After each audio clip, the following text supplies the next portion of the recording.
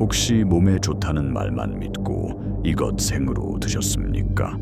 지금 당장 젓가락을 내려놓으셔야 합니다. 혈관을 타고 뇌와 눈으로 기어 올라가고 있을지도 모릅니다. 방금 보신 이 장면, 남의 일이 아닙니다. 이건 단순히 겁을 드리려는 이야기가 아니에요. 지금 이 순간에도 우리 주변 누군가는 남들도 다 먹는데 어때? 라며 무심코 집어든 그 한 점 때문에 평생 쌓아온 건강을 송두리째 잃어버리고 있습니다. 한번 우리 몸속으로 들어온 이 고약한 불청객들은 우리 장기벽에 딱 달라붙어 무려 20년 동안이나 우리의 피와 영양분을 몰래 빨아먹으며 살아갑니다. 더 무서운 건 이 녀석들이 우리 몸속을 휘젓고 다니며 담관을 갉아먹고 뇌와 눈까지 침범해 결국 암이라는 재앙을 불러온다는 사실입니다. 안녕하세요. 백세건강 식생활연구소 소장 오혜숙입니다. 저 역시 70평생을 의사로 살아오며 수많은 환자를 돌봤지만 우리 몸을 지키는 건 거창한 수술이나 비싼 보약이 아니더군요. 바로 오늘 여러분이 마주할 식탁 위에서의 작은 결심 하나가 여러분의 수명을 결정합니다.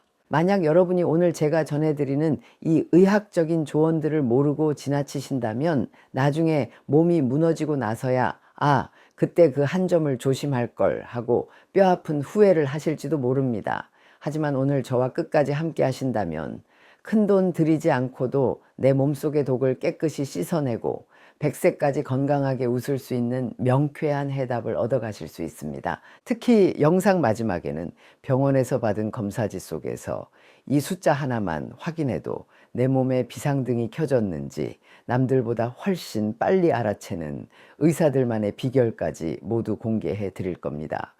사랑하는 우리 다시청춘 가족 여러분, 오늘 이 시간은 여러분의 남은 인생을 통증 없이 지켜줄 가장 확실한 건강보험이 될 것입니다. 본격적인 이야기에 앞서 주변 소중한 분들에게 이 정보가 전달될 수 있도록 좋아요와 구독 한번 부탁드립니다. 여러분의 클릭 한 번이 누군가의 소중한 생명을 살리는 시작이 됩니다. 자, 그럼 우리 몸속의 시한폭탄을 제거하고 진정한 청춘으로 돌아가는 법 지금 바로 시작합니다. 자, 그럼 본격적으로 우리 몸의 상태부터 한번 들여다볼까요? 많은 분이 제 진료실에 오셔서 박사님, 병원 검사하기 전에 내가 내 몸속에 불청객이 있는지 없는지 미리 알 수 있는 방법은 없나요? 하고 물으십니다. 물론 있습니다. 우리 몸은 참 정직해서 뱃속에 허락지 않은 손님이 들어오면 주인에게 끊임없이 살려달라고 신호를 보냅니다. 우리가 그저 나이 들어서 기력이 없나 보다, 잠자리가 불편한가 보다 하고 무심하게 넘겼을 뿐이지요. 지금부터 제가 말씀드리는 5가지 증상을 잘 들어보시고 본인에게 2가지 이상 해당한다면 오늘 이야기를 더더욱 귀담아 들으셔야 합니다. 첫 번째는 갑자기 생긴 고약한 잠버릇입니다. 평생 얌전하게 주무시던 분이 언제부턴가 일을 심하게 갈거나 자면서 헛손질을 하고 발길질을 한다면 주의 깊게 보셔야 합니다. 기생충이 몸속에서 내뿜는 독소는 우리 신경계를 극도로 자극합니다. 그러면 우리 뇌가 깊은 잠에 들지 못하고 스트레스를 받아 자는 동안 이런 이상 행동을 보이게 되는 것이죠. 치과에 문제가 없는데도 이갈이가 시작됐다면 이건 입안의 문제가 아니라 뱃속의 문제일 수 있습니다. 2번째는 잘 드시는데도 자꾸 기운이 없고 어지러운 만성 빈혈입니다. 박사님, 나는 고기도 잘 먹고 보약도 챙겨 먹는데 왜 자꾸 눈앞이 핑 돌까요? 하시는 분들 계시지요. 혹시 내 뱃속에 있는 누군가가 내가 먹은 귀한 영양분을 중간에서 가로채고 있는 건 아닐까요? 우리 피를 빨아먹는 고약한 녀석들이 장벽에 딱 달라붙어 있으면 아무리 좋은 것을 먹어도 밑 빠진 독에 물붓기가 됩니다. 3번째는 밤만 되면 유독 심해지는 피부 가려움과 두드러기입니다. 특별히 잘못 먹은 것도 없는데 엉덩이 주변이나 팔다리가 가려워서 잠을 설친 적 없으신가요? 약을 발라도 그때뿐이라면 이건 외부의 문제가 아닙니다. 기생충이 우리 몸속에서 내뱉는 배설물과 독소에 대해 우리 몸이 일으키는 알레르기 반응일 확률이 아주 높습니다. 4번째는 종잡을 수 없는 배변 습관의 변화입니다. 설사를 했다가 갑자기 변비가 오는 등 화장실 가는 게 불규칙해지고 무엇보다 변해서 평소와 다른 아주 지독하고 고약한 냄새가 난다면 장내 환경이 이미 무너졌다는 뜻입니다. 우리 장이 불청객들의 배설물로 오염되었다는 아주 강력한 증거지요. 마지막 5번째는 식욕의 널뛰기 현상입니다. 방금 식사를 든든히 마쳤는데도 허기가 져서 자꾸 간식을 찾게 되거나 반대로 평소 좋아하던 음식인데도 입맛이 싹 달아나서 숟가락을 들기 싫어지는 경우입니다. 기생충들이 우리 몸의 호르몬 체계를 교란하고 영양 균형을 깨뜨리고 있다는 마지막 경고입니다. 우리 구독자님들, 이 5가지 중에 어머 저거 딱 내 얘기네 싶은 게 있으신가요? 만약 그렇다면 절대 약국 약 하나를 사 먹고 대충 넘기려 하지 마세요. 오늘 제가 알려드리는 근본적인 원인과 그에 맞는 정확한 대처법을 끝까지 들으셔야 여러분의 소중한 건강을 지킬 수 있습니다. 앞서 말씀드린 내 몸의 신호들을 들으며 고개를 끄덕이셨다면 이제는 도대체 이 불청객들이 어디를 통해서 우리 몸속으로 들어오는지 그 통로를 차단해야 합니다. 많은 분이 박사님 저는 평생 정갈하게 살림했고 주방도 늘 깨끗한데 설마 우리 집이 문제일까요? 하고 물으십니다. 하지만 여러분, 이건 청소의 문제가 아니라 우리가 미처 생각지 못한 위생의 사각지대 문제입니다. 가장 먼저 제가 여러분의 주방으로 가서 확인하고 싶은 것은 바로 설거지할 때 쓰는 수세미입니다. 어르신들, 수세미 하나를 구멍이 날 때까지 아껴 쓰시진 않나요? 사실 축축하게 젖은 채로 주방 한 구석에 놓인 수세미는 기생충 알과 세균들이 번식하기에 가장 안락한 호텔이나 다름없습니다. 겉으로는 세제를 묻혀 닦으니 깨끗해 보여도 그 속은 이미 오염되어 있을 확률이 높지요. 그래서 제가 아주 쉽고 확실한 소독 비법 하나 일러드릴게요. 수세미를 물에 푹 적셔서 전자레인지에 딱 2분만 돌려보세요.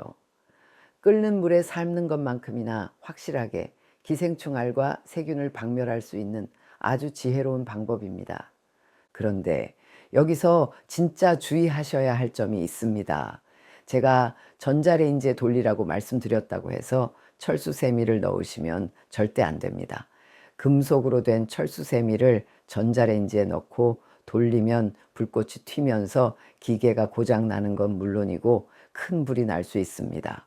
또한 철수세미는 그 거친 틈새 사이에 기생충 알이 끼면 웬만해서는 빠지지도 않아요.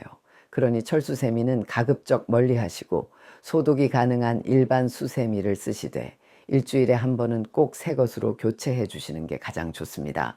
2번째로 짚어볼 곳은 바로 냉장고 문손잡이입니다. 우리가 요리할 때 어떻게 하나요? 생고기를 만진 손으로 흙이 묻은 채소를 꺼내려고 무심코 냉장고 문을 여시지요. 그때 손에 있던 미세한 기생충 알들이 손잡이에 고스란히 옮겨가게 됩니다. 알들은 생명력이 아주 강해서 그곳에서 며칠, 몇 달을 버팁니다. 그 다음 다른 가족이 냉장고 문을 열고 그 손으로 사과를 깎아 먹거나 빵을 집어 먹을 때 우리 몸속으로 무임승차를 하게 되는 겁니다. 냉장고 문손잡이뿐만이 아닙니다. 생선이나 고기를 다듬을 때 썼던 도마와 칼은 또 어떻습니까? 눈에 보이지 않는 미세한 칼자국 틈새에 기생충 알들이 숨어 있다가 다음에 썰어내는 과일이나 김치에 그대로 옮겨 붙습니다.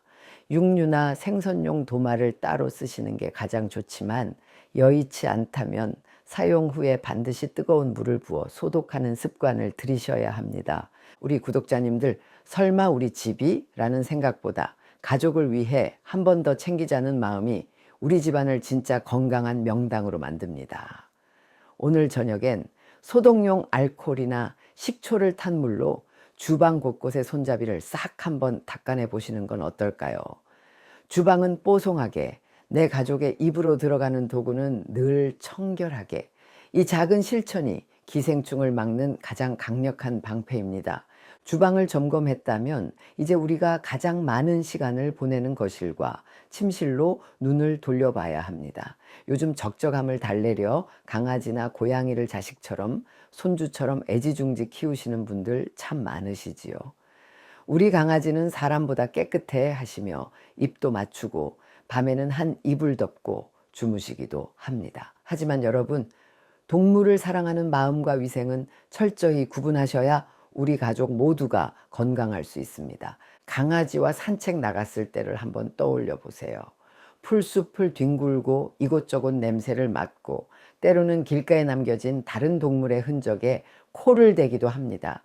이때 흙 속에 숨어있던 보이지 않는 기생충 알들이 강아지의 털과 발바닥에 촘촘하게 묻어오게 됩니다. 집에 돌아와서 물티슈로 발만 대충 닦아준다고 해결될까요? 털 사이사이에 박힌 미세한 알들은 그대로 남아서 강아지가 제 몸을 핥고 그 입으로 여러분의 얼굴을 핥을 때 고스란히 우리 몸속으로 전해집니다.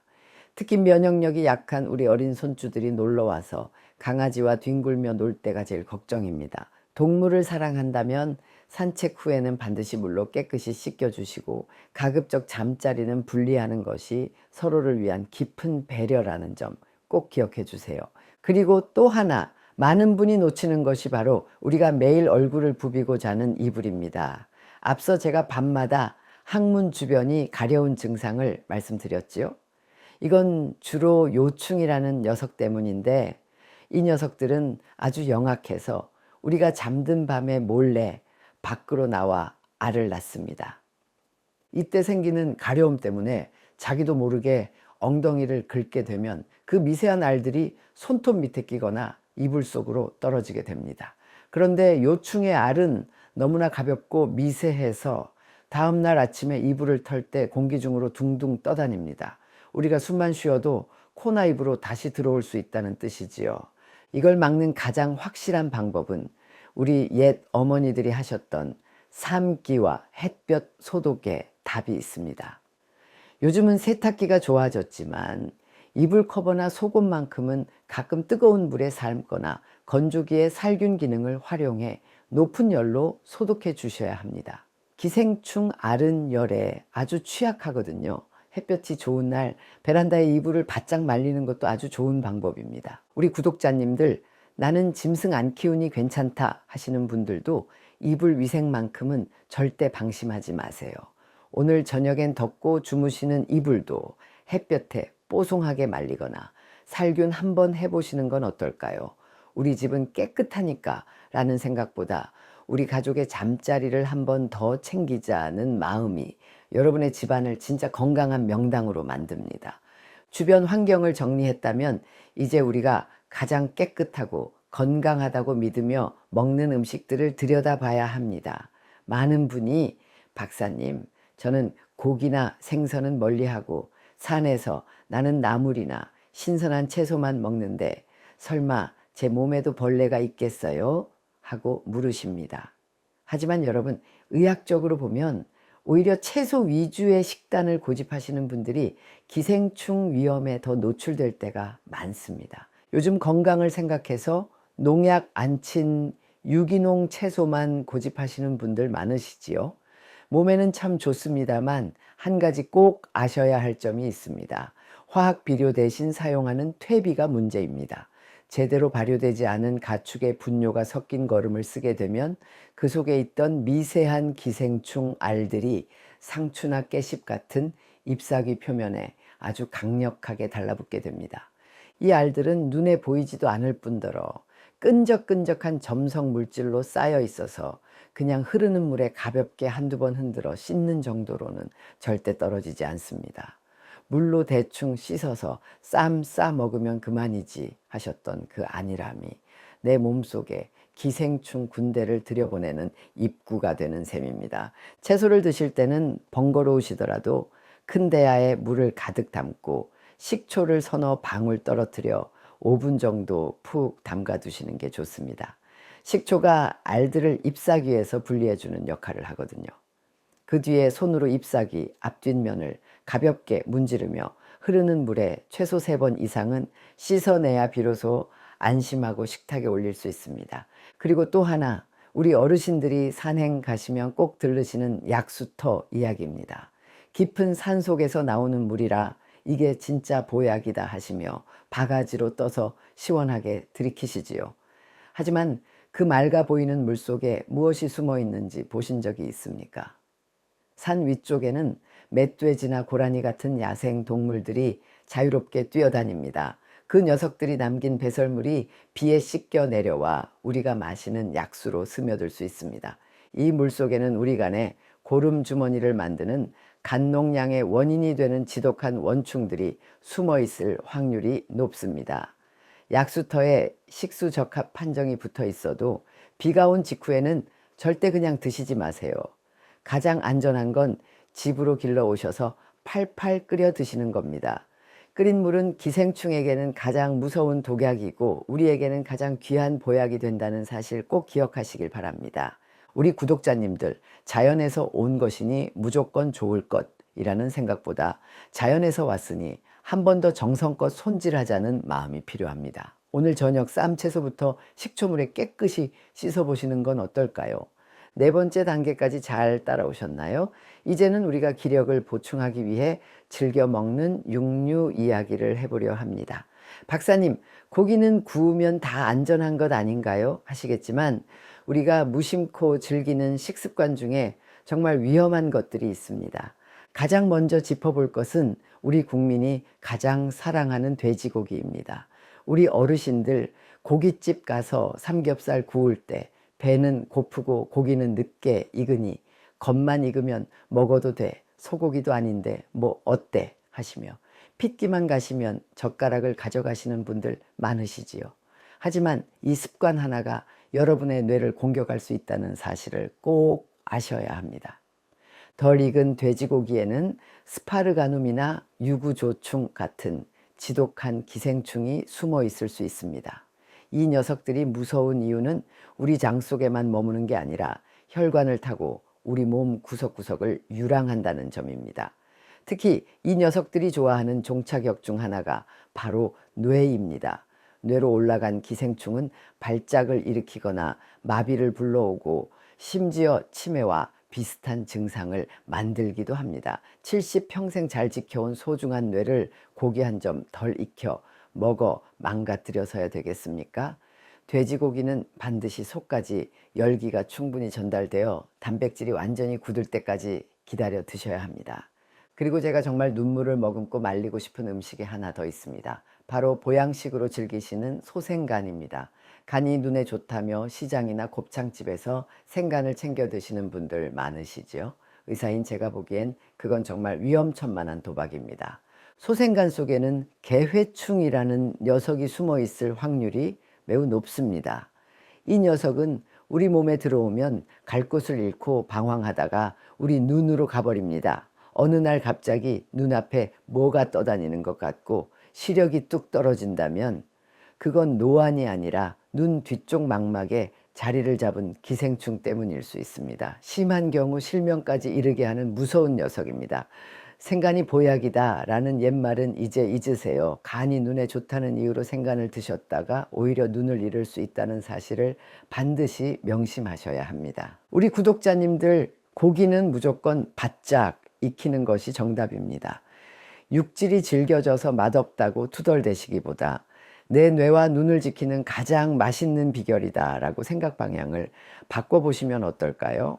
불은 인류가 발견한 가장 위대한 소독약이라는 점, 오늘 다시 한번 가슴에 새겨주셨으면 좋겠습니다. 자, 이제 우리 어르신들이 가장 좋아하시면서도 가장 큰 고통을 겪게 되는 호의 이야기를 해보겠습니다. 박사님, 그래도 바다회는 짜니까 안전하죠? 소주 한 잔 곁들이면 소독도 되잖아요. 제 진료실에서 가장 많이 듣는 말씀 중 하나입니다. 하지만 여러분, 이건 정말 위험천만한 오해입니다. 먼저 바다 생선을 볼까요? 고등어, 오징어, 광어처럼 우리가 즐겨 먹는 생선에는 아니사키스라는 녀석이 숨어 있습니다. 흔히 고래회충이라고도 부르지요. 이 녀석이 우리 위장으로 들어오면 정말 끔찍한 일이 벌어집니다. 위벽을 사정없이 파고들며 탈출하려고 발버둥을 치는데 그 통증이 얼마나 심한지 아이를 낳는 진통에 비유될 정도입니다. 더 기가 막힌 건 이 녀석은 일반 구충제로는 절대 죽지 않는다는 점입니다. 결국 위내시경을 넣어 의사가 직접 핀셋으로 끄집어내는 수밖에는 없습니다. 그러니 회를 드실 때는 가급적 아주 얇게 썰어달라고 하시고 입안에서 충분히 아주 잘게 지식인다는 기분으로 최소 30번 이상 꼭꼭 씹어 드셔야 합니다. 그게 이 무서운 녀석을 물리적인 힘으로 제압하는 유일한 방법입니다. 민물회는 더 엄중하게 말씀드리고 싶습니다. 강가에서 갓 잡은 쏘가리나 붕어회 참 달고 맛있지요? 하지만 그 속에는 우리 간을 노리는 간흡충이 살고 있습니다. 이 녀석은 우리 몸속에서 무려 20년이 넘게 살면서 담관을 갉아먹고 결국 암이라는 비극을 불러옵니다. 민물고기는 어떤 일이 있어도 꼭 익혀 드시는 게 상책입니다. 그런데 여기서 제가 꼭 바로잡고 싶은 새빨간 거짓말이 하나 있습니다. 술자리에서 소주 한 잔 들이켜면 뱃속에서 소독 다 돼서 괜찮아 라고 호기 부리는 분들 계시지요. 여러분, 이건 의학적으로 정말 터무니없는 이야기입니다. 실제로 연구를 해보면 소주 정도의 알코올 농도로는 기생충이 죽기는커녕 오히려 더 활발하게 움직입니다. 벌레를 죽이려면 아주 독한 공업용 알코올을 부어야 하는데 그 정도 술을 마시면 벌레가 죽기 전에 우리 간과 위장이 먼저 녹아내릴 겁니다. 와사비를 듬뿍 얹거나 식초 가득한 초장에 푹 찍어 먹으면 괜찮다는 말도 다 근거 없는 이야기입니다. 그 녀석들에게 와사비나 초장은 그저 맛있는 양념일 뿐이지 절대 소독제가 아닙니다. 우리 구독자님들, 술로 씻어내면 된다는 잘못된 믿음 때문에 병을 키워 오시는 분들을 보면 제 가슴이 참 미어집니다. 오늘부터는 소주로 소독한다는 말씀 대신 꼭꼭 씹어서 내 몸을 지키자는 건강한 약속을 지녀보시는 건 어떨까요? 미식보다 중요한 건 여러분의 소중한 생명입니다. 자, 이제 아주 중요한 이야기를 할 겁니다. 앞서 말씀드린 증상들도 있고 평소 식습관도 걱정되는데 눈에는 보이지 않으니 답답하셨죠? 박사님, 내 몸속에 불청객이 있는지 없는지 확실하게 알아내는 방법은 없나요? 하시는 분들을 위해 의사들만 보는 비밀 지도를 하나 공개해 드릴게요. 여러분, 병원 가서 피 검사 한 번쯤은 다 해보셨죠? 검사가 끝나고 나면 영어와 숫자가 빼곡하게 적힌 결과지를 받으실 텐데 보통은 다 정상입니다 라는 말만 듣고 그냥 서랍 속에 넣어 두셨을 겁니다. 이제는 그 종이를 꺼내서 딱 하나만 찾아보세요. 바로 호산구라는 이름입니다. 영어로는 에오시노필이라고 적혀 있을 거예요.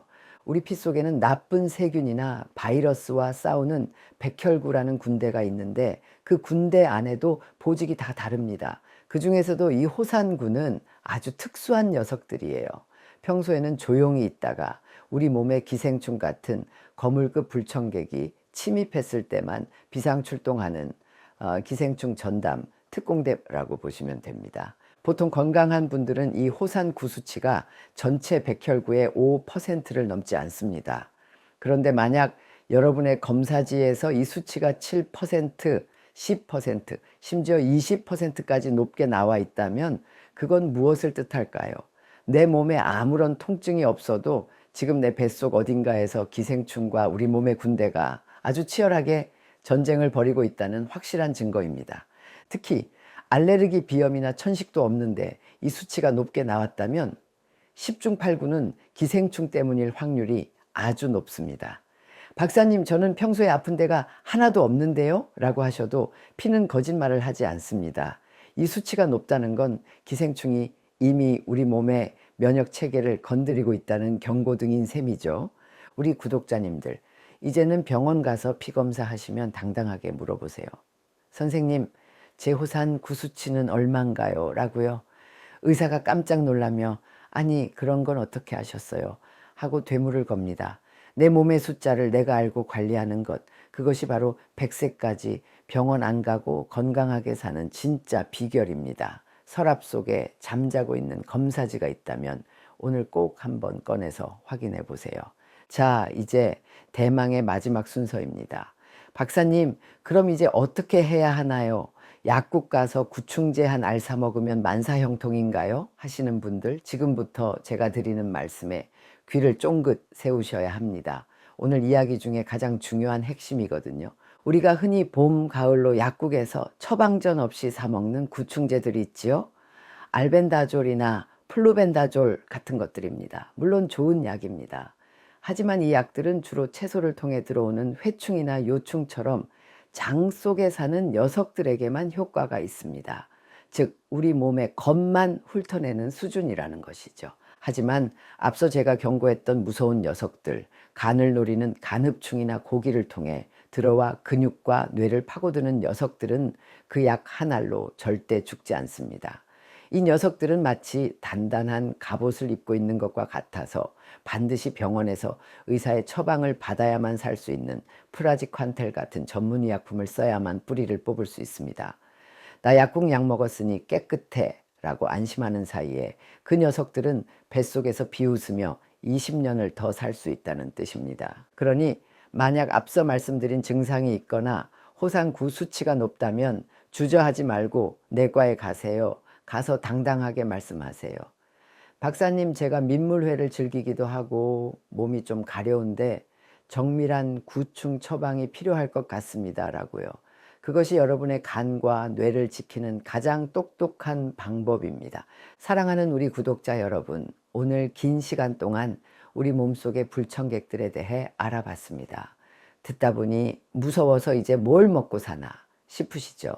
하지만 제가 오늘 이 말씀을 드린 이유는 겁을 드리려는 게 아니라 알고 먹으면 100세까지 안전하다는 확신을 드리기 위해서였습니다. 오늘 저 오해숙과 딱 3가지만 약속합시다. 첫째, 익히고 씻는 정성을 들이세요. 불은 최고의 살균제고 식초물은 최고의 방패입니다. 둘째, 수세미와 손잡이를 챙기세요. 내 손이 닿는 곳이 청결해야 내 몸도 청결합니다. 셋째, 1년에 한 번은 호산구 수치를 꼭 확인하세요. 내 몸의 숫자를 아는 것이 진정한 건강의 시작입니다.